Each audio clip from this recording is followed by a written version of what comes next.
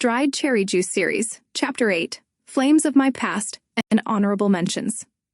Okay, so I already told you that a good portion of my boyfriends that I had throughout high school were ones that I worked with at the grocery store. The local grocery store was the only actual grocery store in town. There was Walmart, but like, grocery store. Yeah, okay. Anyway, I honestly don't remember the time frames that they were in, but I have found that my so-called type varies. So, before I start listing them off to show the vast range between all of them, I want to ask y'all something. I'm sure you know a common tradition that kids, teens, and adults alike practice, and that's being a fan of a celebrity for a certain reason to a certain degree. Some people just listen to their music or watch their movies. Some people hang posters of the celebrity up on their walls or inside school lockers, and some attend their shows, concerts, games, and events. You get the point. I was no different. So, if I could look back in your room or locker when you were a teenager, who would you have posters hanging up of? My posters ranged anywhere from Andrew Keegan to Elijah Wood to Zach Hansen, so take with that what you will. If I were to have posters now, they would be actors Johnny Galecki and Iwan Rheon, content creator Orlando James and Matt Walst, the lead singer of my favorite band, 3 Days Grace. What's more, my husband looks nothing close to any of them. Maybe being physically closest to Johnny Galecki. Well, if Johnny Galecki shaved his head regularly, with a blend of natural strawberry and dishwater blonde hair instead of Johnny's signature dark brownish color. I know, that's a very wide mashup with an oddly specific range of types.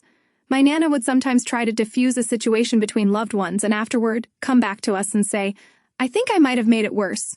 I mention this because every time she did this, she almost always made it worse. It reminded me of a virtual meet and greet I recently had with Matt Walst, the lead singer of 3 Days Grace. And in the same way my Nana would always say, I think I might have made a fool of myself. I think I may have also given him some post-traumatic stress in the process of the video call. So, if by any chance Matt hears this, I'm so sorry. Back to it. Just to preface this, names will almost certainly be changed for this part. Not all of these were from the grocery store, but I'm going to try and compile all of them within this section.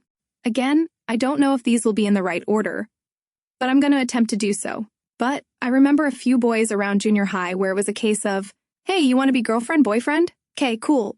Followed by, yeah, this ain't working. Let's break up. The very next day. If anything, it was just a matter of weeks and only consisted of talking on the phone. Maybe a peck of a kiss here and there. I think the most serious boyfriend I had around that time was Brody. He moved from a different school and got a class ring for graduating the 8th grade and let me wear the ring while we were dating. One of the boys, Ryden, was the cousin of one of my best friends at the time, and the other, Peter, was a friend of mine eventually, mutually deciding we made better friends than boyfriend-girlfriend. There was Noah, who was a local preacher's kid. After meeting my parents for the first time, mind you, I was no longer allowed to talk to him in anything more than a coworker capacity, after telling my parents all the things he had in mind for us to do together. The first thing he listed off. He wanted to take me skydiving. On the first date, strapped to his chest. Not strapped to a trained professional, no, strapped to him. You can't make this kind of shit up. I guess I just magnetically attracted weirdos like a chihuahua with separation anxiety. I would know, I have one. Oh, and don't worry, the whole thing concerned me when he said it too. My parents did me a favor this time by breaking things off with him for me. He was a little too intense, too fast. There was John, and I honestly cannot even remember how we met and how we got together. You will weirdly see a pattern of this occurring a lot. He was very country and was active in the Future Farmers of America scene, which was very popular in my hometown. I attended his junior prom with him. There was Gavin, who was a super cute football player who attended school in one town over. My gosh, I thought I was going to marry that one, but no. There was Robbie, who was a grade above mine and on the school baseball team. His brother was in my grade, and we graduated together. He wasn't very polite, and that's me being polite. There was Jesse, the mild alternative punk rock metal head who was a super tall guitar player who was good at art. Him and his buddies played their instruments by the school entrance doors at lunchtime. I attended his senior prom with him. He was the one that wasn't. I had a few of those. There was Rusty. He was a very tall kind of outsider. I don't really know how to describe him because he just kind of did his own thing. Rusty goes along with something a little later, so I'll be mentioning him again then.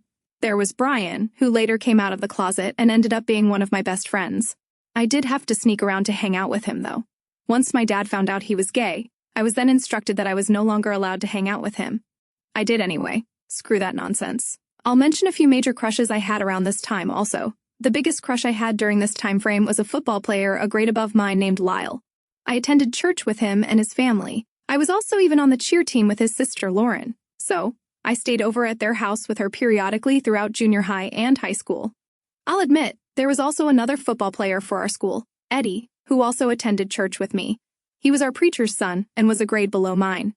Then there was Toby. Let's stop here. I'll pick back up with Toby later. There's quite a lot to unpack there, but if you're looking to hear some craziness riddled with anxiety, that's what's to come.